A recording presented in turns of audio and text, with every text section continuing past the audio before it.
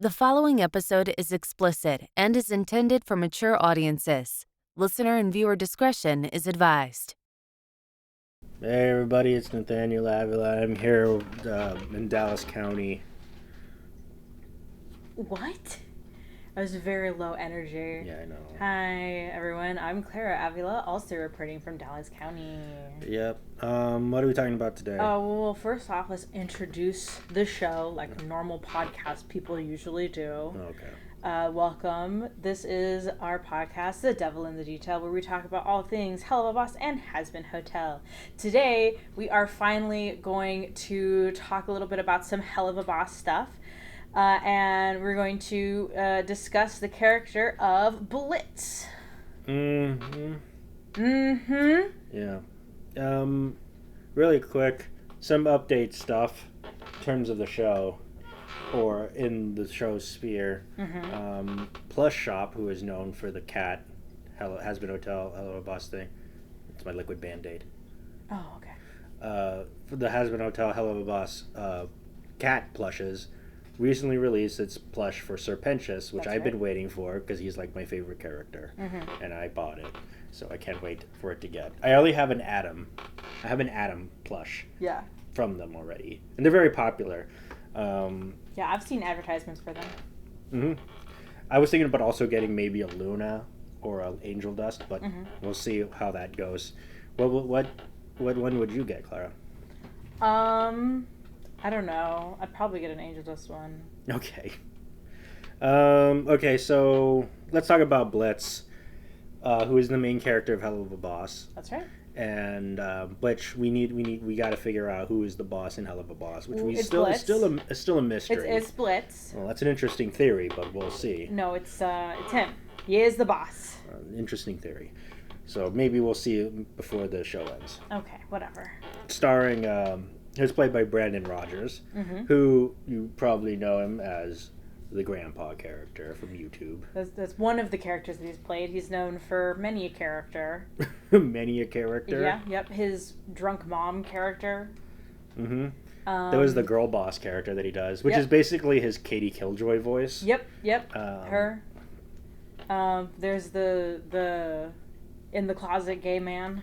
In the closet gay man who is very overly religious. Very. Yep. Have you seen Blitz versus Old Man sketch? I haven't seen that. No. It's basically Blitz, but it's like played by puppet. A puppet, and it's that mockumentary style that he's known for. And he was contracted to kill the old man character he does. That's pretty funny.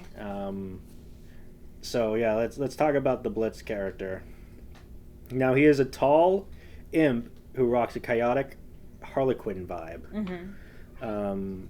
His red skin is splashed with white burn marks all over his forearms, chest, and tail, plus the right side of his face, making him look like he's been through some serious hellfire. Yes. Literally.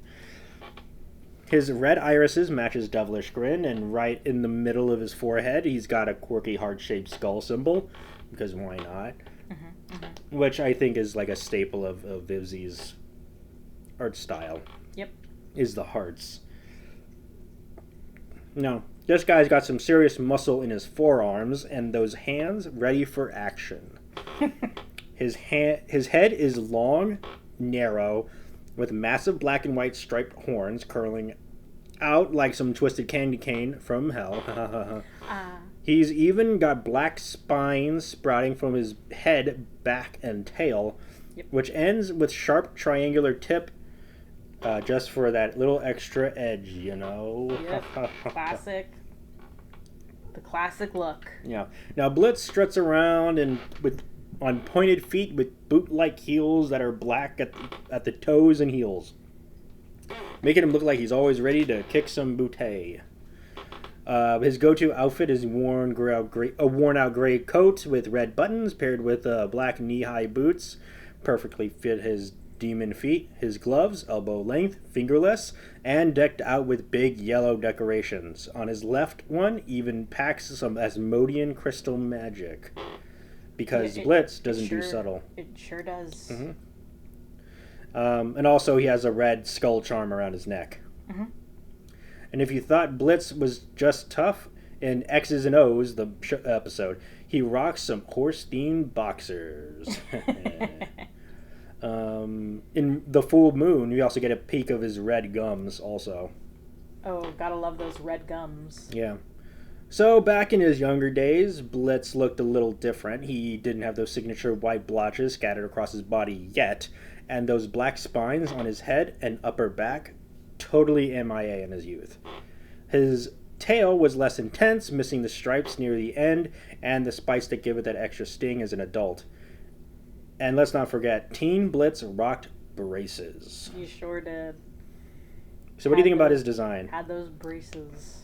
Rocking them. Do you like the design? I do like Blitz's design. What Well, about you? Since he's an imp, it's kind of like hard. I guess it's like a bit more difficult to vary it. Because the imps are pretty similar. Yeah. Because unlike sinners, which are supposed to be like mimicking what they did in life and all that kind of stuff, like imps are pretty like cookie cutter. Yeah, well the imps are the Hellborn, you know? Mm-hmm. They're born in hell, they live in hell. So they look pretty similar to each other. Yeah, they all like with some subtle variations. Yeah, so they all have the horns, they all have the tails, They all have horns, red, tails, red skin, red skin. Yeah, and they're all pretty like similar with each other, unlike the sinners. So it doesn't give a lot of room for creative. There's like not creative, too much, but there are some design. I know that there are like teacup imps. Uh-huh. They're little tiny imps. Mm-hmm. And then there are, the taller imps like Blitz and Striker. And then there are the more, I would assume, the more normal-sized imps, which would be like Millie and Moxie. Mm-hmm. So let's talk about his personality. Yeah. So, yeah, he's bombastic, loudmouth, with enough energy to power all of hell twice over. Ambitious to the core, he recently managed to pull off something most imps never even dream of: starting his own company. That's right. Now let's be real, for an imp, that's a huge deal. He's all about the hustle, willing to throw himself on the line and make every personal sacrifice to see his business succeed. But while Blitz has got the drive, he's definitely got he's not exactly the model of professionalism. No. He's scatterbrained, a bit chaotic in his methods, running his company more like a circus than a business, despite being the boss. Hey, he wanted to own a circus when he was a kid. Yeah, he often behaves like a rebellious teenager. Maybe he knows who the boss is in Helluva Boss. It's him. He's the boss. That's an interesting theory. Immature, self-centered, and downright disrespectful to his employees at times. It's no surprise they don't always take him seriously. Now, Blitz is not above playing dirty. He's willing to use some questionable tactics to get ahead, including sleeping with the married Stolas. That's right. To quote-unquote borrow his grimoire, which, to be fair, he was in a loveless marriage anyway. Yeah. Well, it's revealed, because obviously the pilot no longer considered canon, but it was revealed within the series. I don't know what episode it was, but it was all a complete misunderstanding.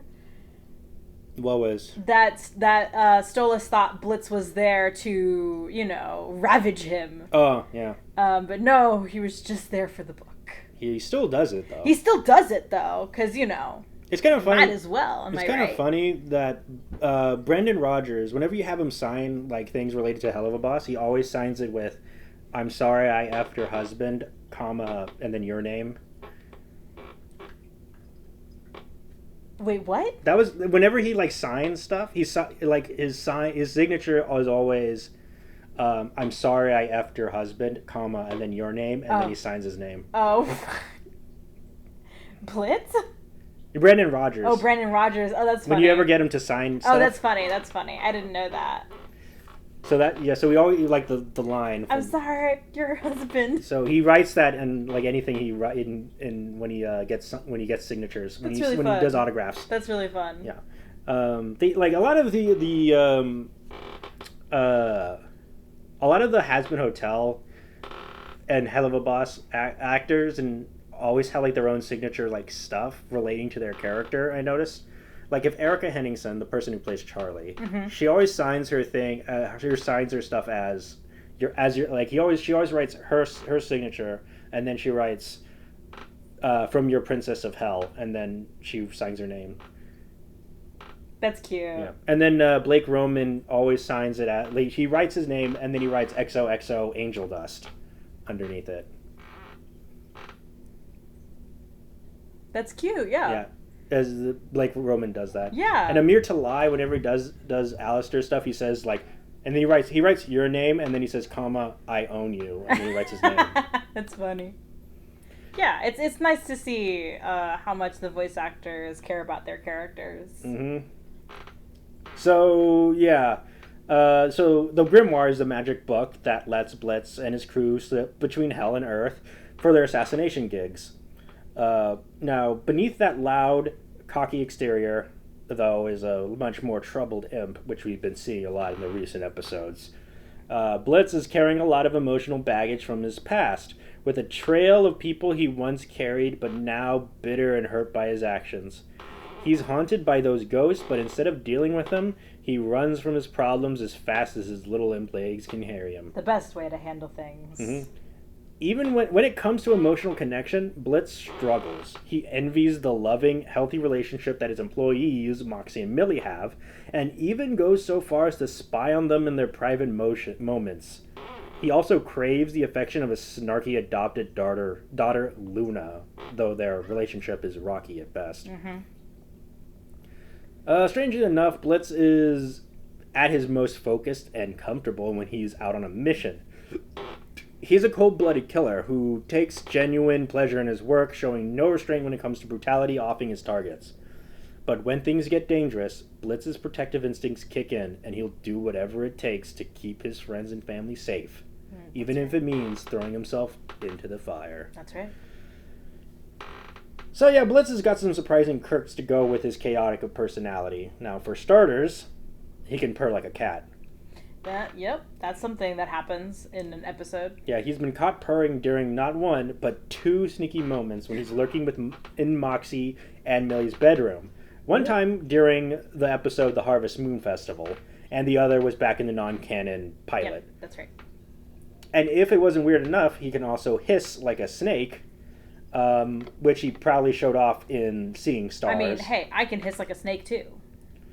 Yeah, when he got a little too possessive of Uggy. You remember Uggy, right? Who's Uggy? I don't remember. Again? Because nothing says stay away like a good old-fashioned hiss from an imp. Oh, I need to look up who Uggy is. Love a good hiss. Uggy. Hell of a boss. Uggy. Oh, it's a dog. Oh, yes, in the episode where they go to the human world to find Octavia. Right. Now, Blitz has got one more trick up his sleeve that makes him even more cool. He's fireproof. At least when it comes to flames in the human world. In true Blitz fashion, when a human tried to set him and Millie on fire, he just brushed it off, smugly declaring, "That's not how it works." Turns out human fire is no match for this imp. Nyuk, nyuk, nyuk. Not human fire, but a very special fire. Is it hellfire? Hellfire, dog fire. Yes. It's my desire. Which we all know is a distinctive green color. Mm-hmm. That's what Maleficent breathes. Exactly. That's what Maleficent breathes. Therefore, that is the fire. Yes, exactly. When she's in a dragon form. We're connecting all of the dots here. Mm-hmm. It's all connected. It's all connected. So Blitz's tail isn't just for show, it's got some serious strength. In the circus, we can see that even as a kid, he could support his entire body by hanging upside down from his tail. So, yeah. Now, Blitz is also a deadly sharpshooter, like everybody else. And he's got some serious skills when it comes to weapons. And he's a master, he's a master with just about any kind of firepower you can think of. Weapon of choice, a sleek golden percussion pistol that he's often seen flashing around with pride. Whether he's in the middle of an assassination mission or just showing off, Blitz's deadly aim and love for firearms make him a force to be reckoned with. Mm-hmm. He's a pretty good shot, except for in that episode where he's up against RoboFizz and he misses every single time. Right.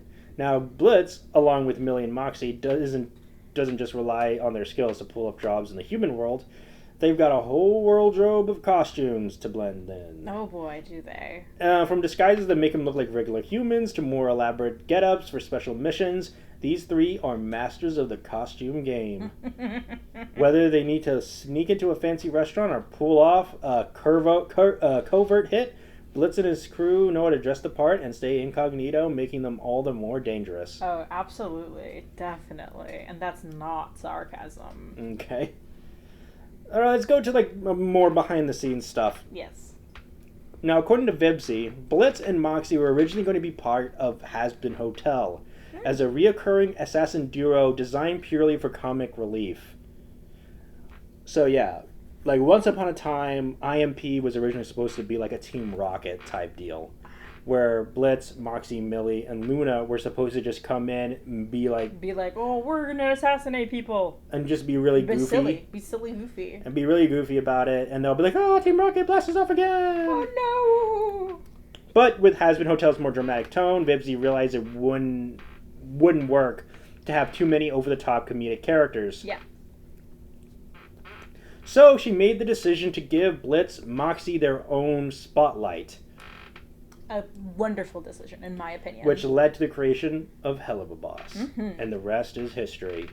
If only we knew who the boss was. Oh, gosh, it's so, it's so confusing. So you can even spot the proto version of Blitz in the background during the inside of every demon is a rainbow number. Really? Oh, you're right. I remember that. I remember seeing him. Yeah. Do you want to look it up? Yeah. Let's give us a little... And by us, I mean me, because obviously our listeners cannot see. Has a rainbow. But I do remember seeing an imp character that looked very similar to Blitz's design, thinking like, wait a second, is that Blitz? Yeah, here he is. Right there. Yes, there he is. Yeah. It's got the same like face shape and stuff. Yeah. But we also see much different now. We also see Mimsy there. There's Mimsy. Yep, there's a little Mimsy right there. I think Luna also appears. Oh, do you think? Yeah. I don't remember seeing a Luna character, but it's possible. It's not like a proto version. Yeah. I mean, like, I don't remember seeing a character that looked like a proto version of Luna. Yep, there she is. Oh, I see. See, for me, because I was following like her Tumblr back when she was like doing stuff on it, and she has quite a lot of wolf characters. So to me, I was just like, oh, that's just another wolf character. It didn't even cross my mind that was like a proto Luna. It was just like a random hellhound. Yeah, I was like, that's just one of her wolves. Okay. It's just there. So yeah. So Blitz has made quite the name quirk. Was quite the name quirk, right? Mm-hmm. So according to him, the O in his name was silent, making him pronounce just Blitz, That's right. which is also the German word for lightning. Mm-hmm, mm-hmm. He even mentions in Lululand that the O has been silent ever since he quit his job at the amusement park of the same name. But, not everyone respects that change, Nope. like RoboFizz. Like RoboFizz, because, he did not like him. Yeah. Also, Verosica, Regular Fizz, and Wally Wackford still call him Blitzø. Right. Well, not Fizz anymore. In the recent episodes, we see that he now that their relationship is magically fixed, and now they make out, and they're like, no, absolutely not. Okay, so especially like the first two, meaning Verosica and Fizz, but not Fizz anymore, who do it just to get under his skin, since they no longer have good terms with him. That's right. Except for Fizz. Well, Fizz is now, And Verosica, I think establishing. After the last episode, they are, I believe, establishing perhaps a way for him to fix that relationship, if possible. It was during Apology Tour. Yes, during Apology Tour. During the Blitz X's party. Mm-hmm. Everybody loved Better Than Blitz guy. People were like fangirling over him. Yeah, people were like, oh my gosh, Better Than Blitz guy. But you guys, he doesn't even have a name. His name is Better Than Blitz guy. His name is Better Than Blitz guy. So, So, chill out. As far as the name is spelled, it's kind of all over the place. In the end credits of Helluva Boss in the official Shark Robots store alternate between different versions, including Blitz without the O at all, Blitz with the O in there, With the just like the regular O. yeah, and then Blitz with the O with the slash, with the stripe through it. And even Blitz with like the Slender Man logo. Oh, with the X on the O. Yeah. And it seems like Blitz's name has pretty much a personality as the imp itself. Oh, goodness. So, okay, like in Blitz's past is just as colorful as his personality, right? And his office gives some insight to his history. A poster featuring him and his sister Barbie, Yes. Barbie Wire, Barbie Wire, entitled The Amazing Imp-Twins, hints on their past as a circus double act, and it turns out Blitz was once deeply involved in showbiz. Something Brandon Rogers described as a passion Blitz eventually fell off of. And fun fact. Yeah. There was actually meant to be a second sibling, a third. Didn't they actually end up just making her like the mom? Yes. So what it is that I believe in the pilot episode you can see her in the poster. Mm-hmm. And then what they did is, instead of having the third sister there, they reused her design for the design of the mom, which we see later in the episode where Blitz is going through his phone and he accidentally swipes to see a picture of his mom. Mm-hmm. So, yeah, also in the Murder Family episode, there's another poster in his office titled The Blitz Show, suggesting that he even had his own solo routine inside of the Amazing Imp Twins. You heard of the Blitz Show? I actually don't remember that, but that sounds correct. There's a poster in his office called The Blitz Show, which is in the Murder Family episode, which I think is the first episode. The Murder Family? Mm-hmm. It might be, yeah. That might be the first episode, yes.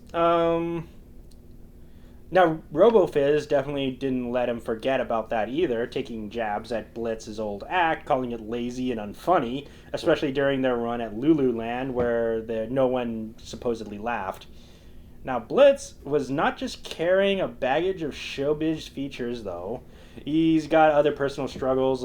In Murder Family, it's revealed he goes to therapy, though his therapy occasionally finds him gross, which is kind of messed up, but I guess it's a therapist in hell.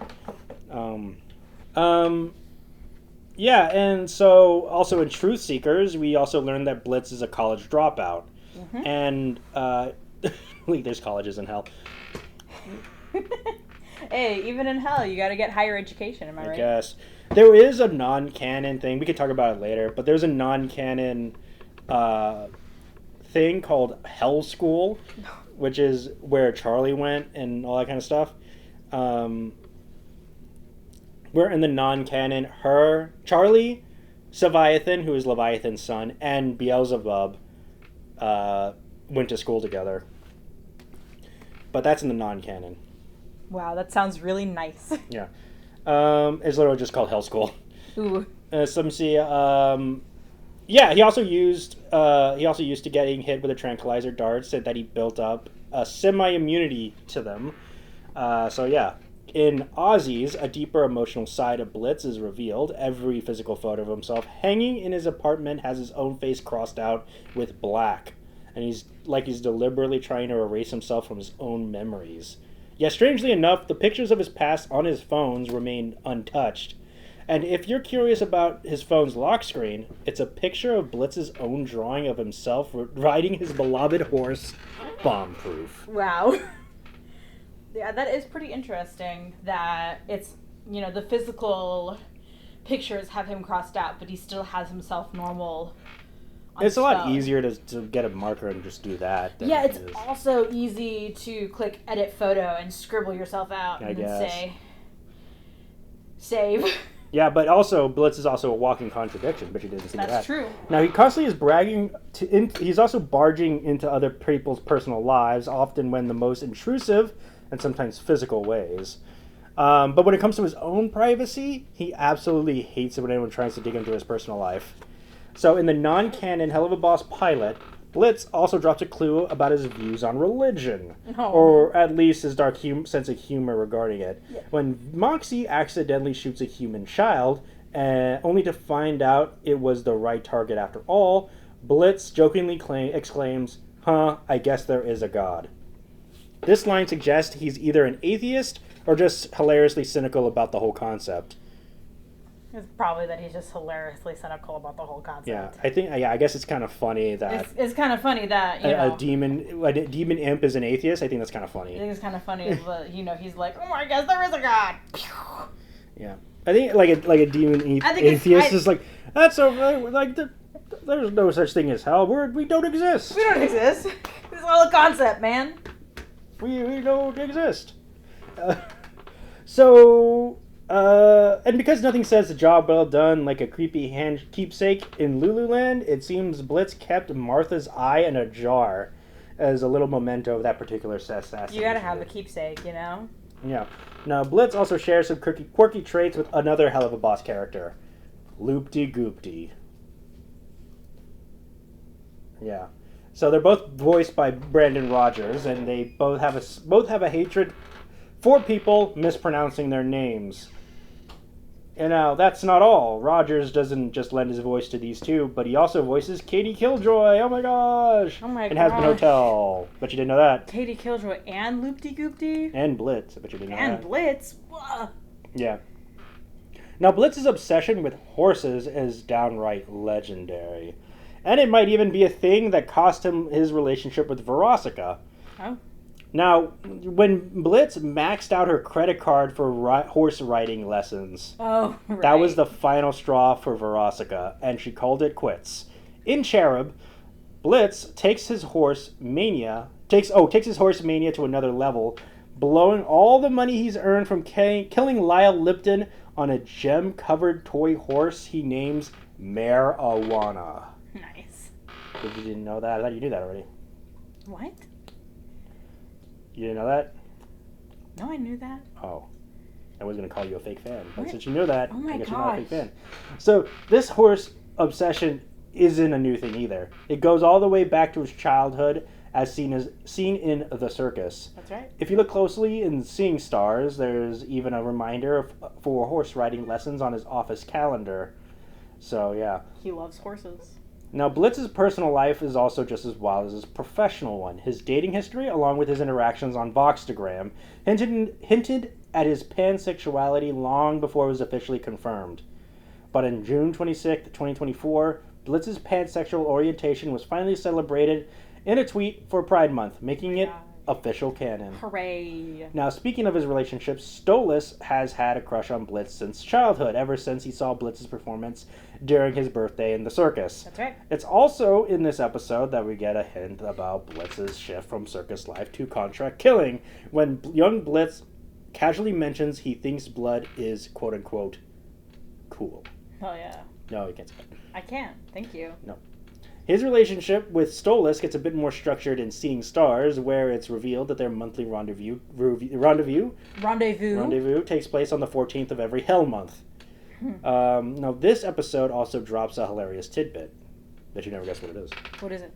Millie sends Blitz pictures of sex toys she plans on using on Moxie to ask for his thoughts. Oh my gosh. Now, Blitz is that involved in everyone's lives, whether they like it or not. And for everyone planning to break into Blitz's office safe, good luck.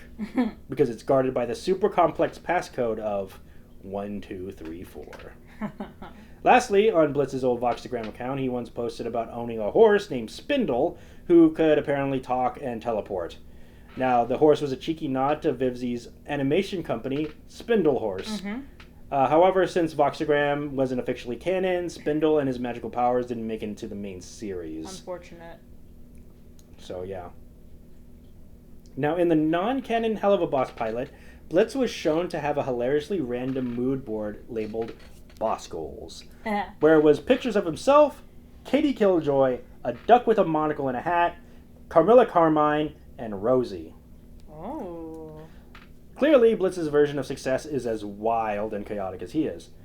As for the recording of the show, Brandon Rogers, who plays Blitz, revealed that his favorite moment to record in Season 1 was from the Dorks episode. Specifically, when there's a scene where Blitz pulls out an over-the-top, quote-unquote, Big D bazooka during the hallway fight. Brendan loved it Mm-hmm. because of the insane energy he had during the to bring it to the table, Mm-hmm. especially while recording all the sound effects for the chaotic fight scene. Mm-hmm. Mm-hmm. Now, Blitz's influence extends just beyond just Helluva Boss. 2019, Vivzi's short Holidays, one of the children can be seen rocking a costume based on Blitz. Yes. A nod to his growing popularity, but there's also a clever little Easter egg in the same short. On a tree, the initials M plus M, and an arrow B, and then another arrow pointing to the B, are carved into a heart, a clear allusion to Blitz's habit of inserting himself into Moxie and Millie's relationship, Oh, that's cute. whether they like it or not. Blitz even makes a fun cameo in the 2021 Ed's World short, The Beaster Bunny, where he's the quote-unquote imp option at the face painting booth. Oh. Coincidentally, the face painter, portrayed by Vivzi herself, ends up giving that very face to a child. Wow, that's really fun. Now, when asked about Blitz's singing chops, Sam Half commented that Blitz has been raised in the circus as a naturally great performer, and in the episode Oops, it's revealed that Blitz used his friend Fizz Zarali to distract his father so he could swipe his booze. That's right. Now, Brendan Rogers has spoken about feeling a deep connection to Blitz more than any of his other characters.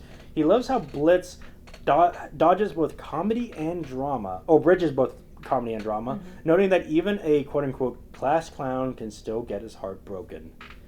He's described Blitz as a, quote, garbage disposal of his characters, where he gets to channel his foulest and angriest sides. Essentially, Blitz is Brendan Rogers on both his best and worst days at once. Vivzi has shared that Blitz's view on humans is that they're all kind of dumb, and it doesn't matter if they live or die because they all end up in either heaven or hell eventually. Killing them, just parting the job in Blitz's eyes. Now, Blitz's infamous obsession with horses came from a funny moment between Vivzi and Sam Miller while watching Spirit. Oh. Vivzi commented how Blitz would eventually relate to that movie and be a total quote-unquote horse girl. That sparked the idea to make Blitz obsessed with horses. That's funny. And the fact that Sam is also a horse girl only made it more fitting. Perfect. So, yeah. Now, Murder Family, there's an interesting detail in Blitz's office.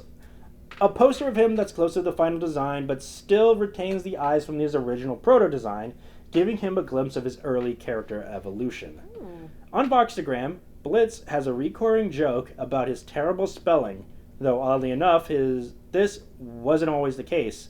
His early posts were spelled just fine, but over time, his spelling got progressively worse, becoming a constant part of his character. Oh. His quirk has also been seen in the show, where his text to Millie in Seeing Stars and Stolas in Western Energy feature his bad spelling on full display. Vivzi shared that in the writing process for Season 1, he decided that Blitz and Stolas should have met as kids, and this idea shaped not just the rest of the season, but also informed much of Season 2. Their shared history gave depth to their interactions and their relationship's trajectory throughout the series. I'd agree. Initially, there was some debate about about how to handle Blitz and the Stolas dynamic. Vivzi asked Brendan Rogers if he thought the relationship should remain comedic, purely hookup style connection, or it should be developed further. Yeah, I wonder what they chose. Now, Rogers believed the relationship had more potential, so they decided to explore it more seriously. Yes. That much is obvious. Yeah, changing the course of the series to reflect a more meaningful connection, which I think is probably a good idea. I think so too. It provides more conflict, and then that's better. Yes. So this shift has given their connections more emotional weight and complexity while keeping the humor alive. So yeah, there's that. Is there a hair in your mouth or something? Yeah, I think I got it. I got the hair. Yeesh. Okay, I'm trying to make sure that is the end of the official canon before we go into the non-canon. I think that's the end of the non-canon. I mean, of the canon. Of the canon. Let's double check. Out of yeah, I think that's it. Yeah, I think okay. that's the end of that's the end of the canon. Yeah. So yeah, what do you think about all that? I think it was a really good decision of them to focus more seriously on the relationship between Blitz and Stolas. I think the horse girl stuff is really funny. Mm-hmm. I think that's just like a really fun, like silly character thing. I think it's always nice whenever characters have like some random silly thing that it's like this is a core part of their character is that they like chicken. Are you into Stolas? Am I into Stolas? What do you mean by that? Stolitz? Oh, Stolitz? Yeah. Like the ship name? The ship name. Yeah, I like the ship. You think they should get together? I do. Once Blitz, fully figures out his stuff. Okay. I think that'd be great. Um, Because it's clear that he has feelings for Stolas. He just doesn't know how to express them. okay. So, yeah. Before we go into the non-canon, I have a list of fan theories All that we can right. go through. Let's talk about them. on like an iceberg. Okay. First I'm interested. one. Alistair is a demon from the 1930s. Is that a theory? It's a theory. I think I'm right though. I'm pretty sure that's. What do they mean by that? 2. Charlie's mother is Lilith. Oh. I think that's right. I think that might be correct. Yeah. Is this the top of the iceberg? This is the type of the iceberg. Okay. Okay. Stolas' affair will have consequences. Oh, I don't know about that one. Oh, you don't think that one? I'm not sure. I don't know about that one. I'm not sure about that one. Blitz has a tragic backstory. Oh. Another theory. What do you think about that one, Nathaniel? What do you think? I don't think that's true. I think he had No, a happy I think childhood. I think he's had a very nice childhood, Yeah, very super happy very childhood. super happy childhood. Mhm. No fires, no, I assume dead mother. Dead mother, and his sister doesn't hate him His sister doesn't hate him for some unknown reason. for some reason that we're not sure of yet. Yeah. Let me see. Okay, Nifty died in the 1950s. Oh, that's pretty controversial. Vaggie is a moth demon. Oh, well, we know that that's not true. I think it is true. What? Vaggie? Yeah. I think she is supposed to be like either she was like a moth winner. No, she's an angel. I don't know. Overlords keep the sinners in check. Oh, huh. Question mark? The 7 deadly sins represent the 7 princes of hell. I don't know about that one. I think that's true. You think that's true? I think You think that's straight up true? Yeah, because they straight up took it. Those are the 7 princes of hell. You think that's straight up true? Yeah. Another theory is Charlie's redemption idea will fail. Well, we know that that's not true Yeah. anymore. Yeah. Is this still the first layer? It's still the first layer. Oh gosh darn it. Angel Dust will have a redemption arc. Ooh. Is the next theory. Which a lot of people think he's the Probably. next one to be redeemed. Probably. Okay, now we're the next layer. Layer tier 2. Okay, tier 2. Valentino is Angel Dust's father. What? That would be awfully disgusting. Also, it doesn't make any sense because Valentino died in the 70s. Yes. And Angel Dust died in the 40s. Yeah. So, another one is Lucifer is testing Charlie. Ooh. I don't know. It's possible, but also, I don't think so. Stolas' daughter, Octavia, will rebel against him. Yeah, probably. Okay. Helluva Boss and Hazbin Hotel share a timeline. Yes. But you didn't know that. Yes, that is true. But you didn't know they both take place in the same universe. They Did you do. know that? Okay, the yearly extermination has a darker purpose. What? I mean, the yearly extermination is to, just to kill the demons. I don't Oh. think there's a darker purpose Okay. behind it. Alistair's true form is unseen. Probably, yeah. Probably haven't seen that yet. Stryker will return as a major villain. I don't think so. Okay. He's been made quite ridiculous in the last few times we've seen him. Charlie's relationship with Vaggie will be tested. Yes, it was tested already. Yeah. But I guess even more so. Blitz's sister is Verosika. That would be also wildly disgusting. Because then they date? They dated, and, they had intercourse. Because she's a succubus? Because she's a succubus. Yeah.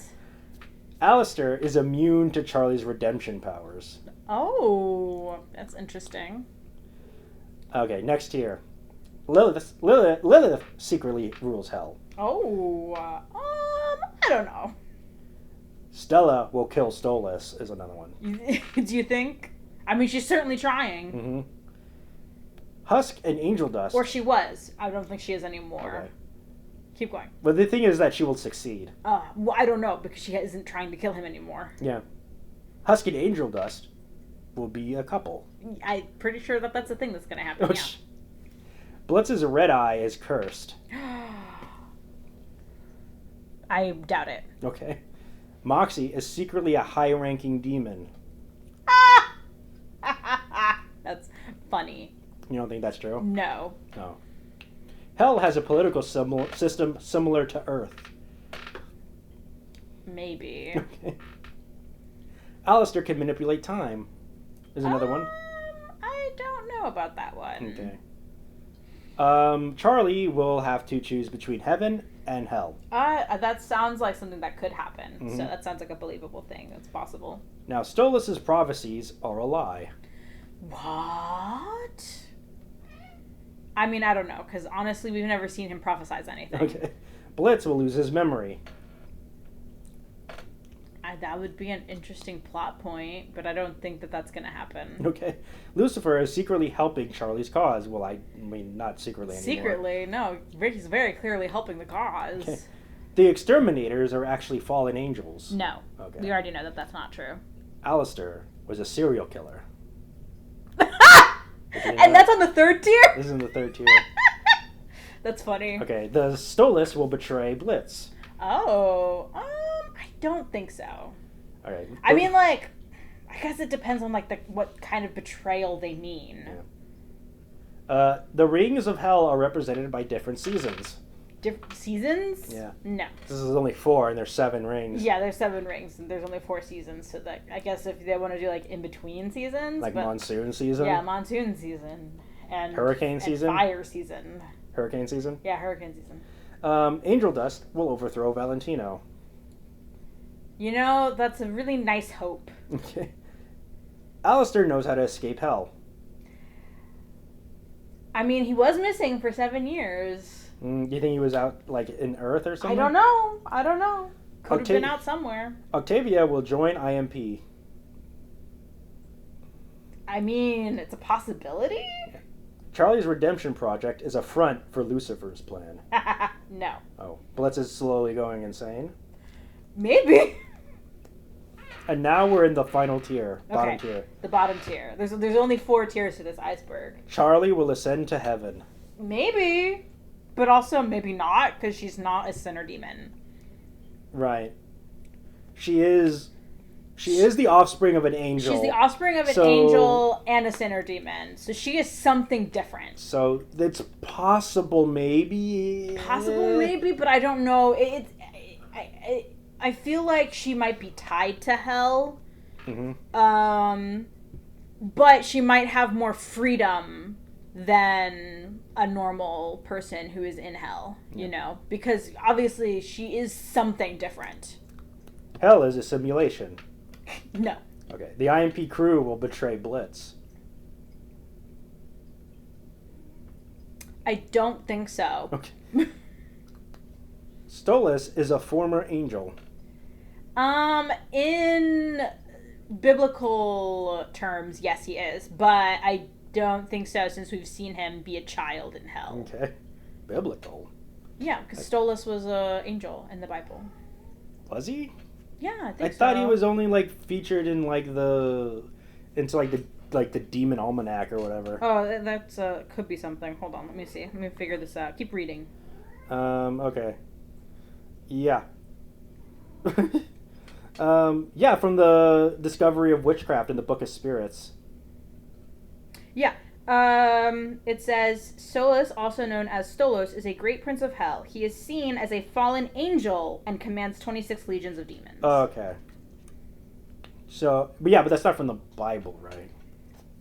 No, it is from the Bible. What book is it from? I guess maybe I might be wrong. You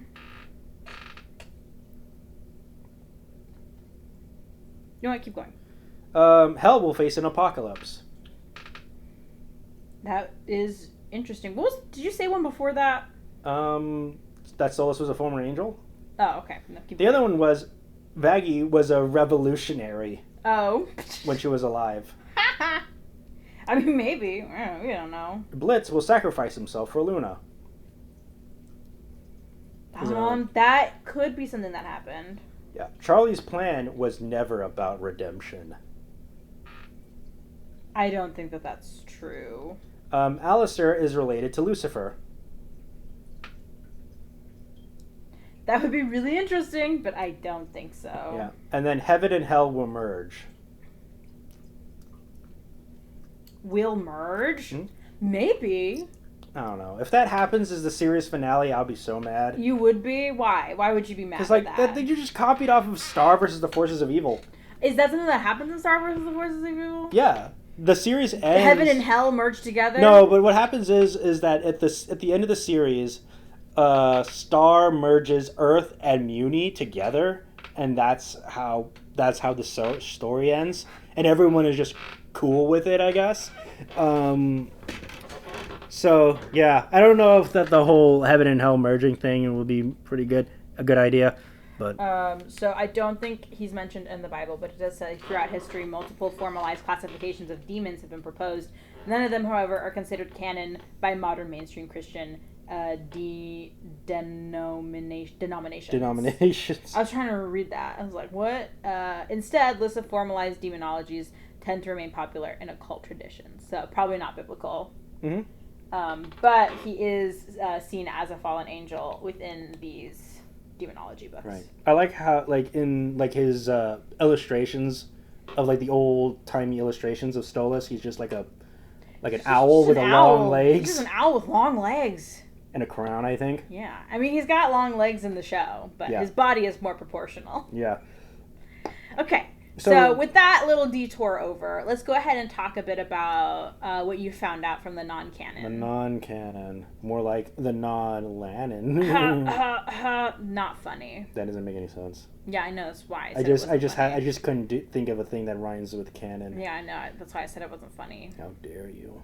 Okay, I'm trying to find my spot in the notes because I missed it because I was looking at the fan theories. He completely messed it up, you guys. Do you like Blitz? Is Blitz your favorite character? Is Blitz my favorite character? No, not by a mile. What? Why? Who's your favorite character? Is it Luna? Who's my favorite character? No, my favorite character is not Luna. I bet she's yours. She's not my favorite character. Okay, well. I told you my favorite character. My favorite character was Serpentius. No, I mean in Helluva Boss. In Helluva Boss? Yes. Not in the whole Helliverse. I mean, Luna is definitely the most interesting character, I would say. But is she your favorite character? I don't know. I'm kind of liking Sally Mae. Yeah. Okay. I do like Sally Mae's character. Yeah. Sure. So, yeah. Okay. So, and then let's go into the non-canon. Okay. He was born in the Greed Ring, Blitz. That's right. He was part of a traveling circus among his father, mother, and twin sister Barbie. And they were a rare breed known as arc imps. Ooh. Now, they had far greater mental and physical prowess than most. However, Blitz's family life was far from ideal, with his father being neglectful and possibly even abusive. Mm-hmm. He crushed Blitz's dreams of pursuing a musical theater, forcing him into a life of robbing others. Dang. Growing up, Blitz hated circus life and dreamed of something more. His only solace was performing with his best friend, Fizzaroli. That's right. And together they dreamt of proving that imps are just as capable of any other demons. However, their friendship hit a major snag in their teen years when Fizz left Blitz behind to work for his idol, Mammon, at Lululand, shattering their childhood dream. Blitz was left deeply bitter and went solo in an attempt to start his own business, but that didn't work out. Nope. And he was mocked for his own belief that imps could succeed. Meanwhile, Fizzaroli was showered with fame and fortune until he was betrayed, dismembered, and left for dead by Maman's goons. Oh, terrible. Now, Fizz tried calling Blitz for help, but Blitz, still bitter, ignored his plea, leading Fizzaroli to develop a grudge, believing Blitz had abandoned him in his time of need. Wow. For these setbacks, Blitz attended clown college and returned to circus life as a clown at Lululand. Have you ever seen videos of clown college? It's actually insanely hard to get into. I imagine so. Yeah, I think it has a lower acceptance rate than Harvard. That's crazy. You really need to know your stuff if you want to get into clown college. Absolutely. So, but this was no dream gig, Clara Sama. Nope. He was constantly outshone by Robo-Fizz. Oh my gosh, Robo-Fizz. A robot version of Fizzaroli. And treated horribly by both the audience and Maman's clown entourage. In one incident, a clown named Larson burned the right side of Blitz's face. Oh, so that's the explanation for the scar in the non-canon. Yeah. Leaving permanent white scars, yeah. Mm-hmm. Eventually, Blitz had enough and quit circus life, leaving the greed ring for the pride ring and dropping the O from his name, trying to distance himself from his past. In the pride ring, Blitz became a bodyguard for Veronica, who was a rising pop star. Mm-hmm. Now, the two eventually started dating, but Blitz's insecurities and bitterness led him to treat Veronica cruelly. He felt overshadowed by her success and eventually betrayed her trust by stealing her credit card to pay for horse riding lessons. Blitz ultimately abandoned her, riding off on horseback and leaving her heartbroken. This betrayal led Veronica to spiral into alcohol addiction, fueled by the emotional damage he left behind. Afterwards, Blitz adopted Luna, a hellhound, from the Hellhound Adoption Foundation in the Sloth Ring.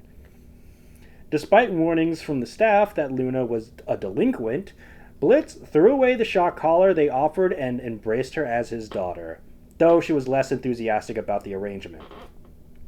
At some point, Blitz found himself in prison for unknown crimes committed in the Greed Ring.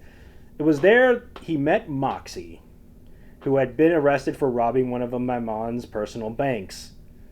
Together, they escaped from prison and it was a start of a beautiful friendship. Oh boy, was it. Now, Blitz eventually struck a deal with Stolas, a member of the prestigious Arj Goetia family, in exchange for sexual favors. Stolas granted Blitz access to his enchanted grimoire, which Blitz used to establish his freelance assassination business, the immediate murder people who are good at stuff.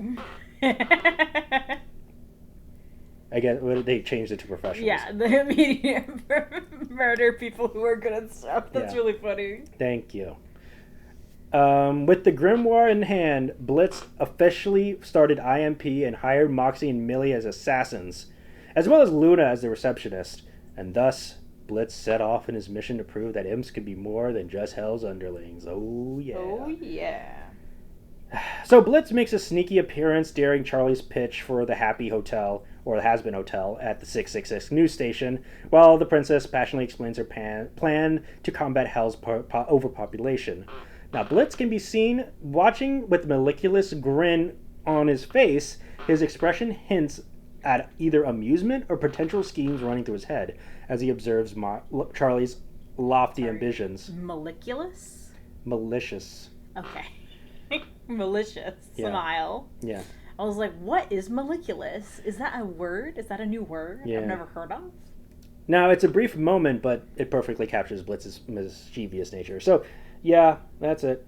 So let's go, the rest of this is basically a storyline that is heavily involves Blitz in the non-canon. In the non-canon, yes. And we can talk about his powers and his personality and his relationships in another episode.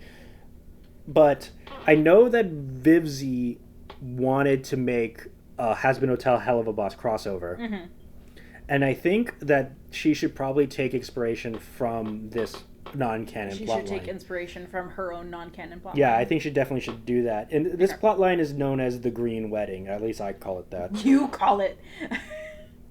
Yes, okay. Yeah. But we're only going to see, like, we're going to focus more on the Helluva boss side as opposed to the Hazbin Hotel side. But I think that this will be pretty cool. Though they need to adjust some stuff to make more line to this. Obviously, make more sense. I think it's really funny how you said, as people call it, but it's just you who calls it that. Okay. So, so a couple of things you got to know before we go into this. The non-canon version of Lucifer is a lot more malicious. That's right. And I think we've seen some hints of that in previous episodes where we talked about, like, Valentino and Vox and how he sort of hired them to, mess up the hotel. Mm-hmm. And he got mad at them. And he got mad at them for not doing it.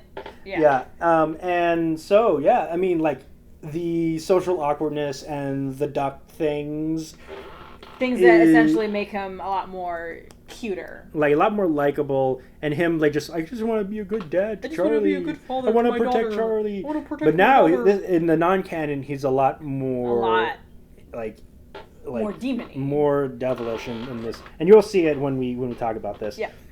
So Blitz, while cleaning the alleyways of a building, is unexpectedly captured by two unseen figures, and he wakes up in a dimly lit room. Sitting across from him is none other than Lucifer.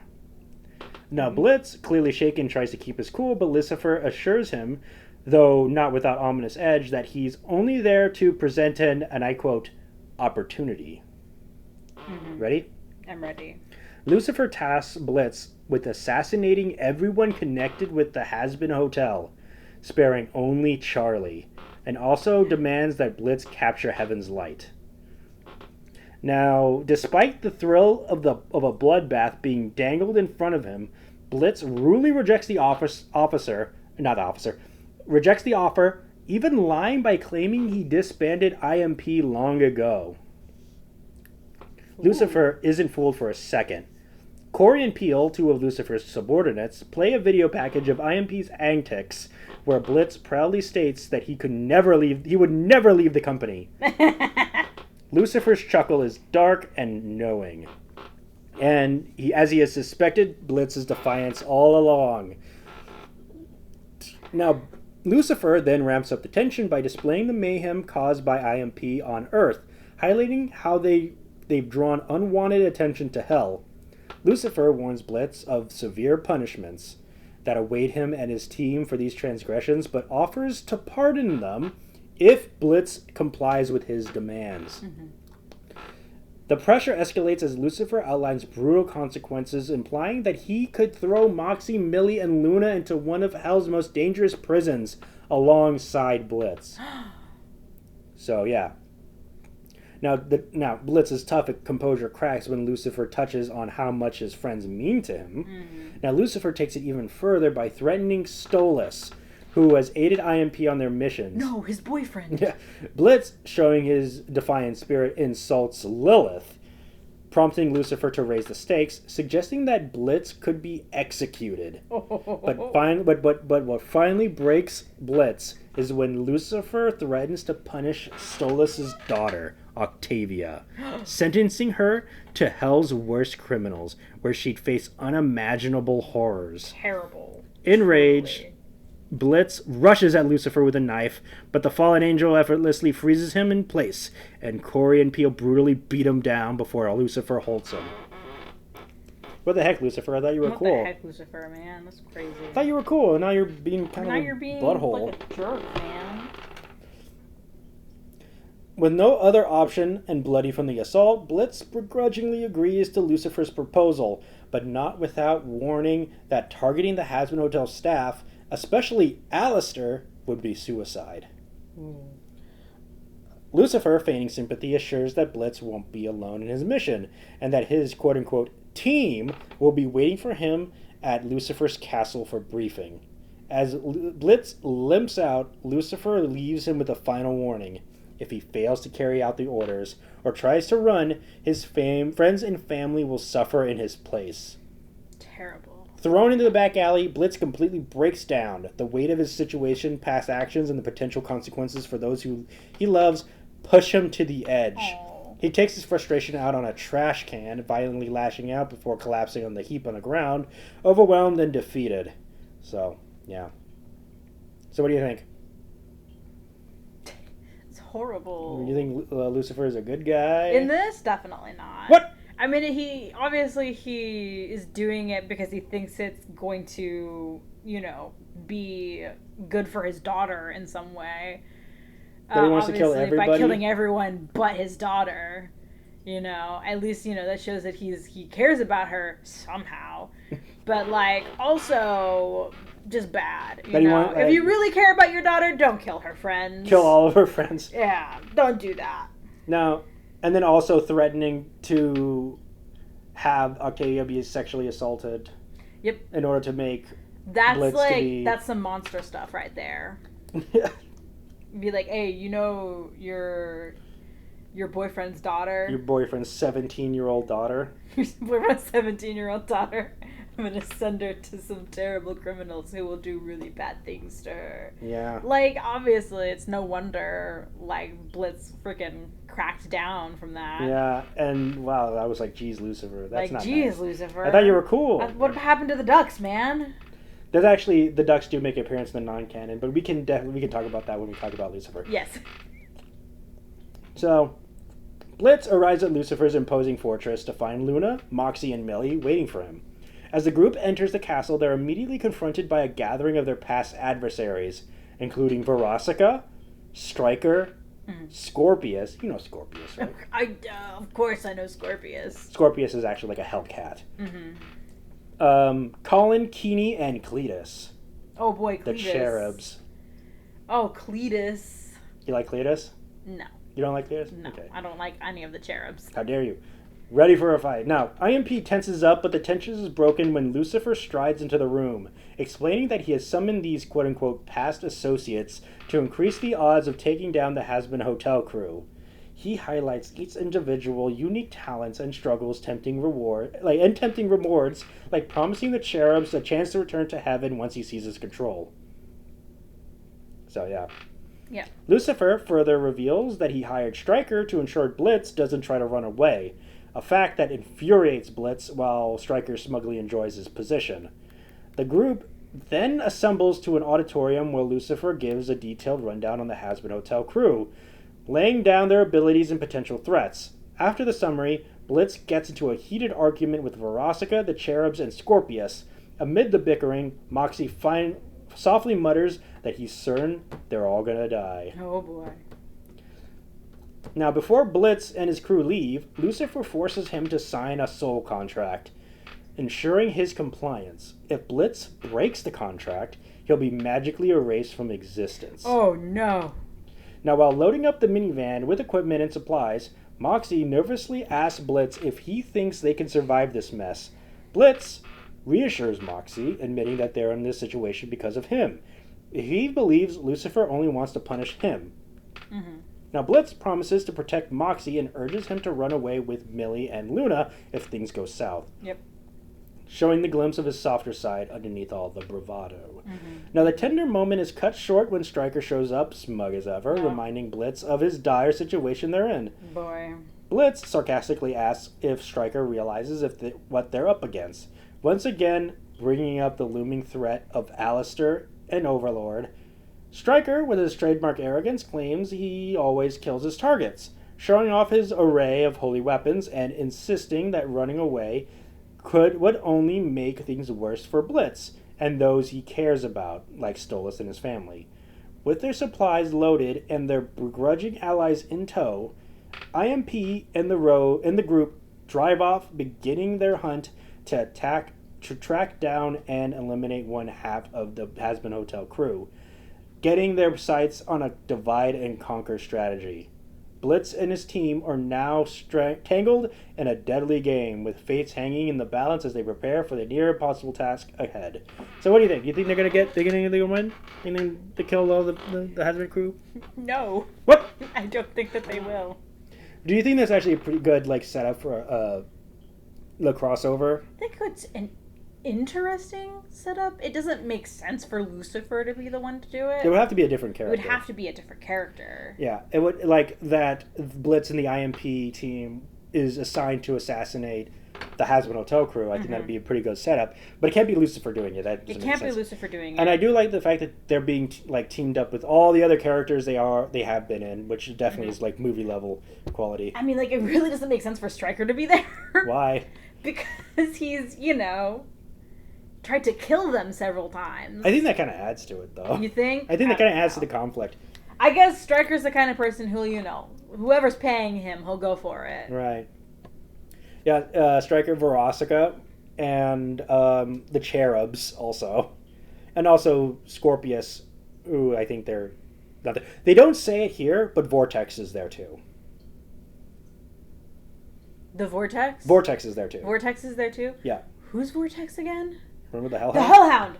Oh, I forgot for a second. I was, confused. I was like, yes, the embodiment of a vortex. Okay. Yes, the Hellhound, right, yes. Okay.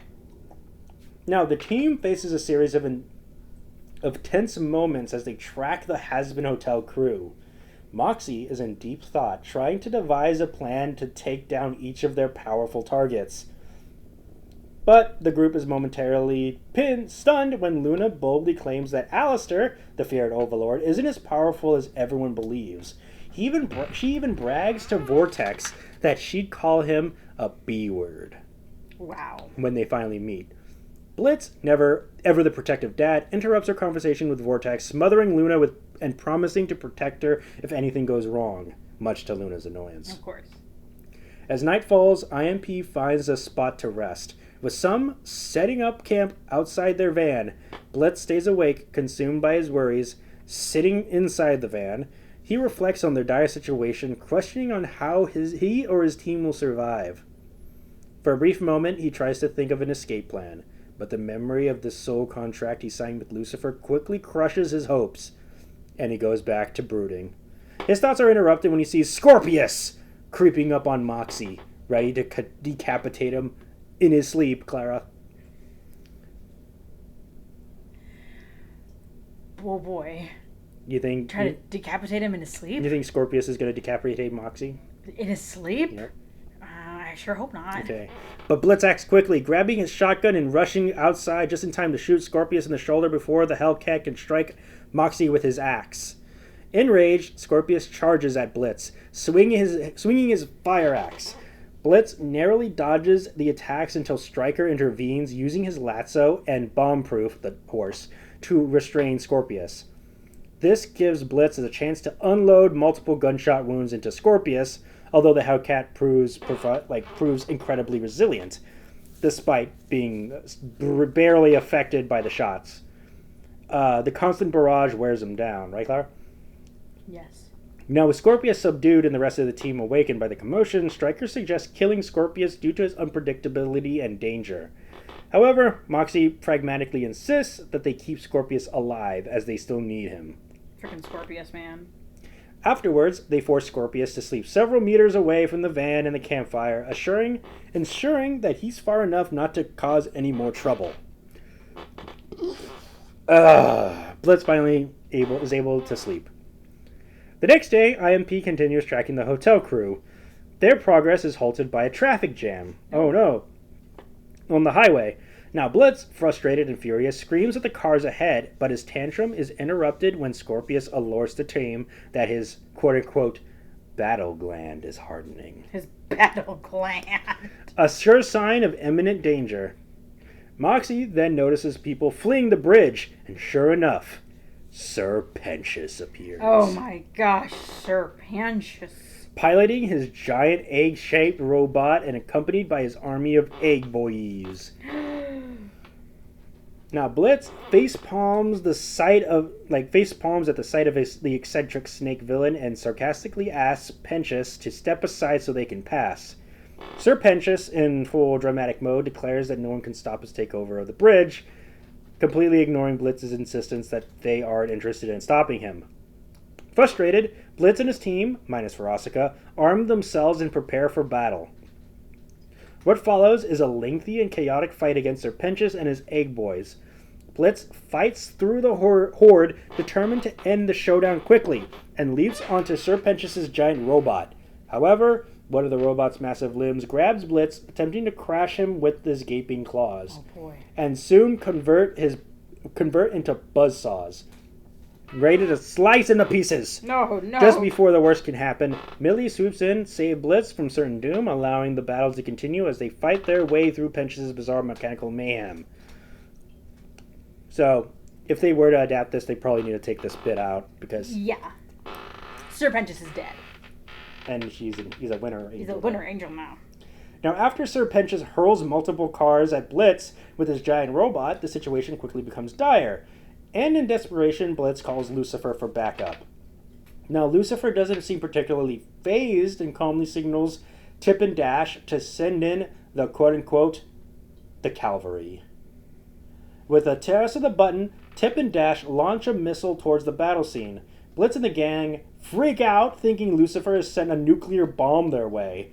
However, the missile explodes in midair, and from the smoke emerges none other than Robo-Fizz. Whoa, let's go, Robo-Fizz! And Lulu! From Lululand! Yeah. What? The apple? Yeah, the apple. So Robo-Fizz, in a state of disrepair but still maniacally laughing, swiftly eliminates several egg boys with terrifying ease, while Lulu cheers him on. Taking the moment to taunt Blitz, Robo-Fizz shows no love lost between them. He then uses his robotic limbs to wrap around the legs of Sir Pentious' giant robots, executing a takedown attack. With the robot toppled, Scorpius takes the opportunity to unleash a savage assault with his holy axe, tearing apart the fallen robot.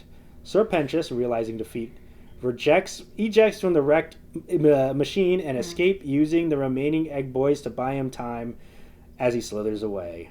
And we'll never see Sir Pentious again. Because he dies. Okay. He doesn't appear again in this story. No, because he dies.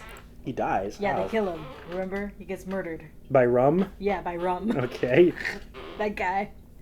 In the aftermath of the chaotic battle, Blitz's frustration boils over as he vents about Robo-Fizz's involvement with the team. He points out that having to deal with Verostica, Striker, Scorpius, and the Cherubs was already bad enough. Now Lucifer, appearing via the magical image, simply responds that Robo-Fizz was chosen for his skills, which he had demonstrated by taking down Sir Pentious' robot. Blitz, clearly out of option, is forced to begrudgingly accept Lucifer's decision. So now Robo-Fizz has joined the party. I guess so. Now Robo-Fizz lands next to Blitz, menacing as ever, and reveals that after the destruction of Lululand, Mammon received a massive payout from the insurance company. Instead of rebuilding, Mammon took the money, abandoned the park, and Robo-Fizz along with it.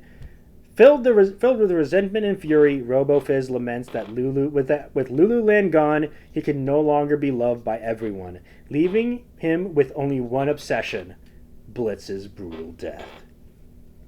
However, Lucifer steps in with the final command. Robo-Fizz is not allowed to harm Blitz during the mission.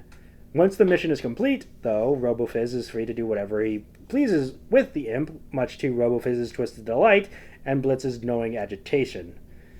With the unsettling promise hanging over him, Blitz knows the stakes have been raised even higher. So yeah. So what do you think about that whole sequence with Sir Pentious and Robo-Fizz showing up? Wild and crazy. Do we want to see that? Do we want to see wild and crazy? I think it certainly is an interesting idea of a crossover. Obviously, you know, in the end, they're not gonna kill the Hazbin Hotel people. You don't think so? I don't think so. I think that they would probably get with the Hazbin Hotel people to like rile against whoever this other power is that's causing him to, you know, try and kill them. Wait, you mean Lucifer? No. Oh, I think the Lucifer's replacement, I think. Yeah, Lucifer's replacement. Because it can't be Lucifer. Right. He loves Charlie too much. Right. So, IMP receives a tip-off for that the one half of the Hazbin Hotel crew, Angel Dust, Husk, Baxter, and Crimini, and our favorite character, Fergus. have been spotted in Oh the my West gosh, Wing. Fergus! Yeah, he was in every episode, every frame of Hazbin Hotel, and he's also in every single frame and every single episode of Helluva He Boss. has never not been in a frame in either show. Right. He's there 100% of the time. Right. And they've been spotted in the Lust Ring, which is kind of strange because sinners can't go to the Lust Ring. Yeah, it's very strange. Now, Vraska, upon hearing Angel Dust's name, angrily questions how he even made it to the Lust Ring. Right, Clara? Yes. So Vraska kind of calls it out. Yes. Because sinners are not allowed to travel there. Now, Blitz takes his opportunity to stir the pot, making fun of Vraska by revealing to the team that she and Angel Dust have a bit of a rivalry. Vraska furiously denies it, claiming that Angel is far inferior to her. This sparks a massive argument between Vraska and Blitz, which Moxie eventually perks to an end before Blitz turns the van around and heads for Lust. Okay. Their search leads them to a strip club where they believe their targets are hiding. As they gear up for the confrontation, Blitz observes the exact location on the radar while Scorpius and Stryker eagerly prepare for what promises to be a bloodbath. Blitz, not one to shy away from violence, tells the team to kill anyone who stands between them and their targets, claiming that since they're on a mission from the King of Hell, meaning Lucifer, they're allowed to do whatever it takes. Stryker, impressed by Blitz's ruthfulness, gives him a compliment before the team heads inside to confront their query. So before they can enter the building, they run into an obstacle. A long line of patrons waiting to get inside. Fortunately, Scorpius doesn't need much persuasion. One roar from the Hellcat and was enough to send everyone in line running for the hills.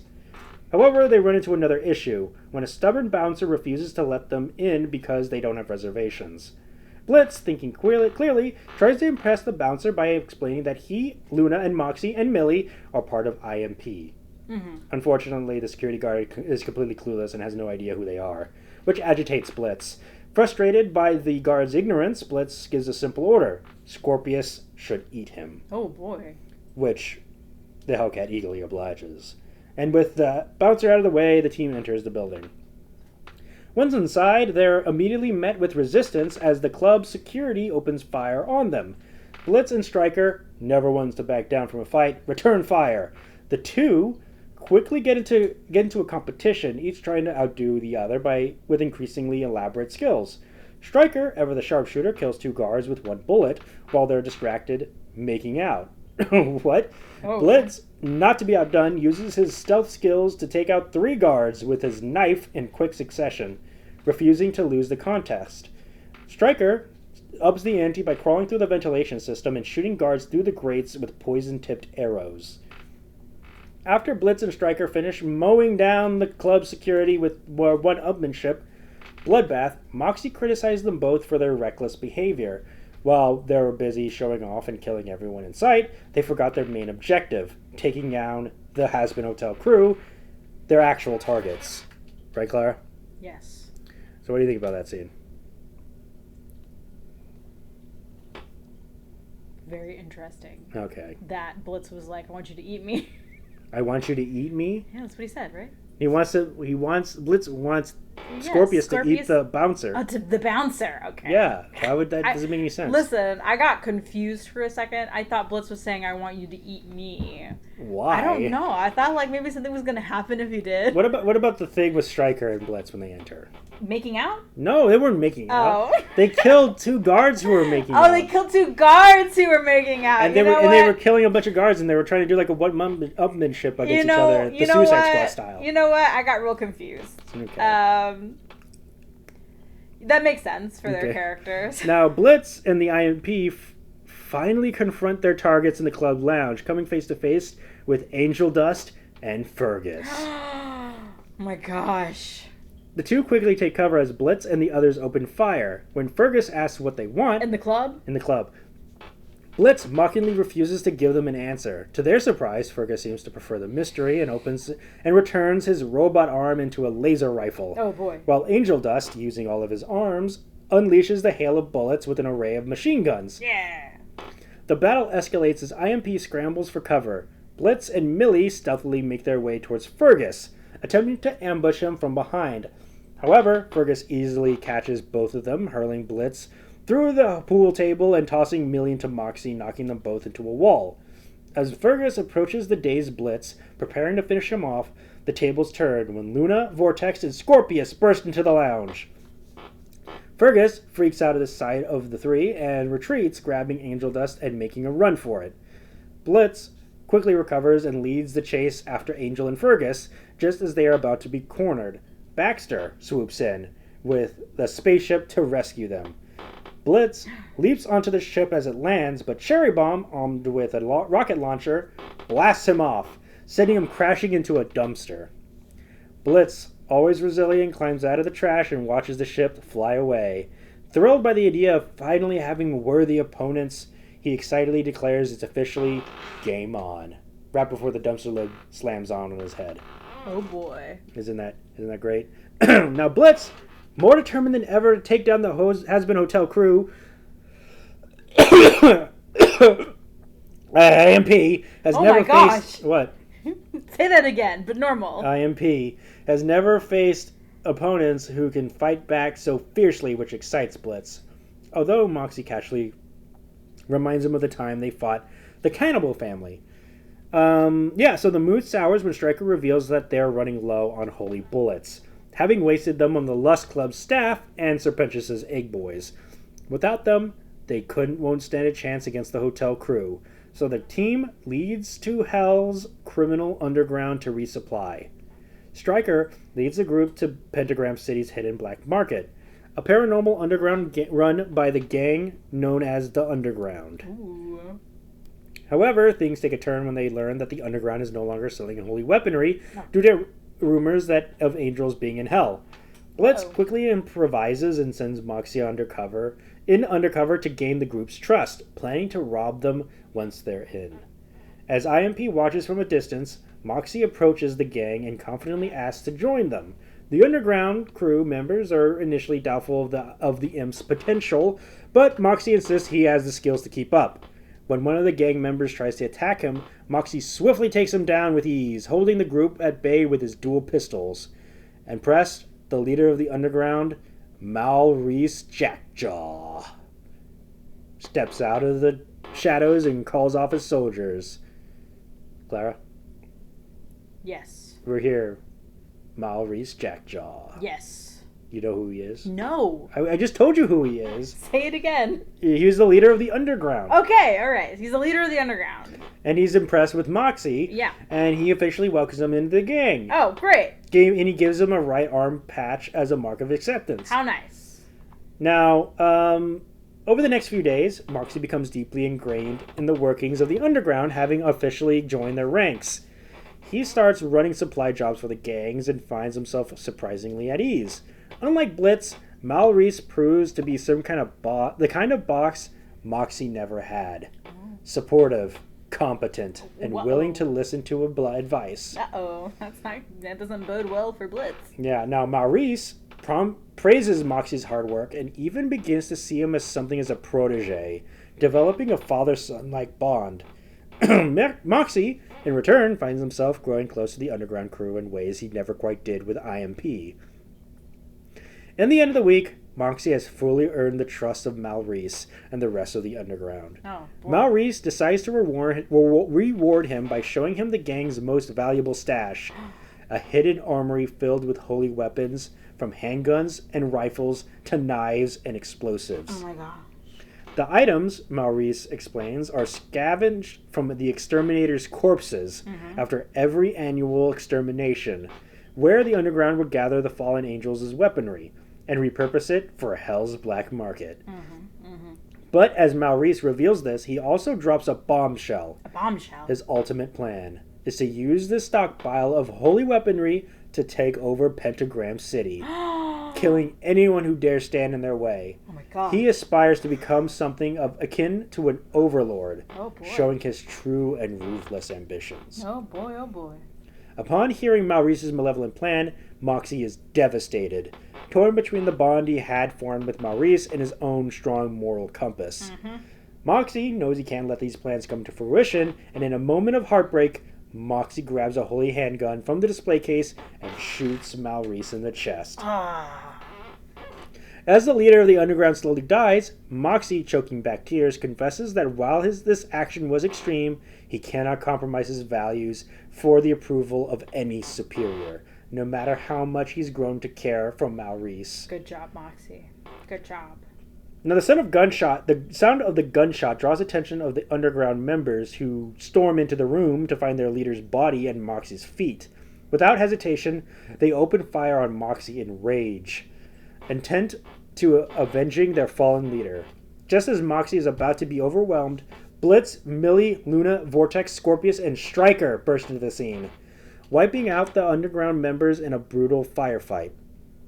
As Moxie watches in silence, still processing the loss of his newfound mentor, his former comrades are mercilessly slaughtered.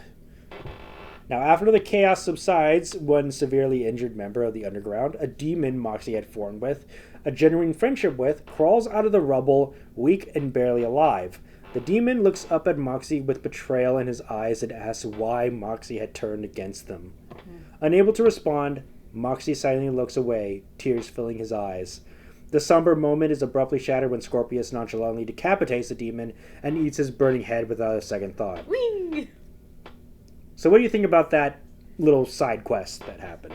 Very interesting for Moxie. Do you think, because Maurice is supposed to be kind of like a better version of Blitz, a better boss. A better boss. But he kind of messed it by saying that he wanted to commit genocide. And then so Moxie killed him. So Moxie kills him because Moxie, we all know, he's against genocide. Yes. Now, after IMP successfully wipes out the underground, they waste no time in looting and the stockpile of holy weaponry, eagerly uploading it to their specialized van. Blitz, as usual, is ecstatic by their victory, practically buzzing with excitement over their haul. However, this mood dampens when he notices Moxie standing outside the van, visibly distraught. The weight of having betrayed and killed the people he had grown close to clearly hangs heavily on Moxie's shoulders. After a moment of consideration, Blitz approaches him, places his hand on Moxie's shoulder, and, through a bit awkward, simply congratulates him on the job well done. It's a small gesture, but it's enough to bring a warm smile to Moxie's face. He thanks Blitz for the words, even if they're not much, and quietly returns to the van, placing his underground patch in his weapon bag. So, there's that. IMP tracks down Fergus, Angel Dust, and Cherry Bomb, who are hiding in an abandoned motel, trying to make their way back to the Hazbin hotel. Initially, IMP leads a long-range attack, but things quickly spiral out of control when Cherry launches a rocket from her bazooka, forcing the team to split up. Blitz, never want to back down, fires his own bazooka in retaliation as he teams up with Stryker to take on Fergus. Oh my gosh, bazooka battle. Okay. Meanwhile, Millie confronts Nifty. Cherry tries to keep up with Scorpius tries to keep Scorpius at bay with her explosive arsenal, and RoboFizz engages in chaotic battle against Angel Dust, all while Lulu cheers him on from the sidelines. Yay! Fergus proves to be an overwhelming opponent for Blitz and Stryker. With the sheer brute force, he grabs Stryker's whip and hurls him into a wall. That nearly crushes Blitz's neck with his powerful robot arm. Just when things look grim for Blitz, Luna leaps in to her father's defense, viciously attacking Fergus. Yes. Despite her efforts, Fergus manages to fend her off, but Vortex soon joins the fray to back up Luna. Let's go, Vortex. Fergus responds by blasting Vortex with his arm cannon, grazing him with a near hit as Vortex ducks for cover. Good God. Is that how he talks? No. Okay. The battle continues to escalate when Scorpius barrels through the wall and launches a fierce attack on Fergus, attempting to cleave him in two with his axe. No, Fergus. However, Angel Dust and Cherry Bomb team up against Scorpius, revealing in the chaos of the fight as it reminds them of their own turf war days. Just when things couldn't get any more chaotic, the remaining members of the Underground make a surprise ambush seeking revenge on Moxie for his betrayal. For a brief moment, IMP and the Happy Hotel, or the Hazbin Hotel, crew find themselves forced into an uneasy alliance to fend off the underground attackers before the situation quickly dissolves into back onto a full-on brawl. Taking advantage of the confusion, Furcus slips away from the fray, leaving IMP and the underground to tear each other apart. Cherry and Angel follow his lead, stealthily sneaking away from the battlefield before making her escape, though Cherry can't resist launching one more explosion. Now the blast knocks Blitz out cold and leaves half of the team injured, putting IMP in a dire situation as they regroup and assess the damage, with their mission now more complicated than ever. Now, Blitz is abruptly woken up by a frantic Millie, who's relieved to see him alive, but quickly informs him that Moxie has been captured by the underground. No! Blitz gets to his feet, surveying the damage caused by Cherry's rocket. Half of the team is injured, and Blitz freaks out upon seeing Luna with even a single cut on her face. Though Stryker, ever callous, suggests leaving Moxie to his fate, Blitz refuses. He orders the rest of the team to stay put and recover from their injuries while he heads off to rescue Moxie himself. Seizing the moment, Blitz steals bomb-proof and excitedly rides into the distance, whooping with joy as he finally gets to live out his dream of riding the horse. As he hunts for Moxie, Blitz finds traces of the underground's presence. Ditching bomb-proof, he pursues the trail on foot after stealthily taking out a few patrolling underground members. Blitz hides inside the van being used by the underground, which conveniently leads him straight to their new hideout. Once there, Blitz slits the throat of the van driver and moves towards the facility undetected. Using a telescope, he spots Moxie tied upside down, being brutally tortured by the underground members for his betrayal. Oh. Moxie tries to explain his regret and express that he genuinely cared for Maurice, but his captors are too embittered to hear him out. Of course. Just as they prepare to fatally stab Moxie with an angelic knife, Blitz gives away his position by sniping the would-be executioner, initiating a chaotic battle from the underground members at the camp. Blitz quickly shoots the rope holding Moxie, freeing him, and the two team up to take on the remaining thugs. As Blitz fights off the last of Moxie's torturers, his previous injuries from the earlier fight with the hotel crew begin to take their toll. He falters and collapses, leaving himself vulnerable. Seizing the moment, the remaining underground thug pulls out a baseball bat and launches into a savage attack, brutally beating Blitz to the brink of unconsciousness. Oh, no. While viciously battering Blitz, the thug mocks him, boasting that the underground practically rule Hell's criminal underworld. He further insults Blitz by claiming Maurice was 10 times the leader that Blitz ever was and could ever hope to be. As the thug prepares to land a final fatal blow in Maurice's honor, Moxie, despite his own injuries, steps up at the last minute, grabbing Blitz's holy sniper rifle. Moxie shoots the thug, erasing him in one swift, decisive strike. Oh my gosh. With the danger finally over, Moxie, bruised and bloodied, helps a barely conscious Blitz back onto bomb-proof, and the two ride off together, holding back their injured team, with bonds between them now stronger than ever after nearly surviving the brutal ordeal. And this will probably break for the day. That sounds like a good stopping point, yes. So yeah, there's still quite a bit left. I think that's like halfway through. So we will finish the rest in the next episode. For Blitz Part 2. Part 2. All right, I've been Nathaniel Avila. And I've been Clara Avila. Thank you guys so much for listening to The Devil in the Details. Yeah. We'll see you in the next one. Bye. Bye. Thank you for listening to a Vision podcast, home of Wacky Talkies, The Kingdom, Evil Exists, and many more.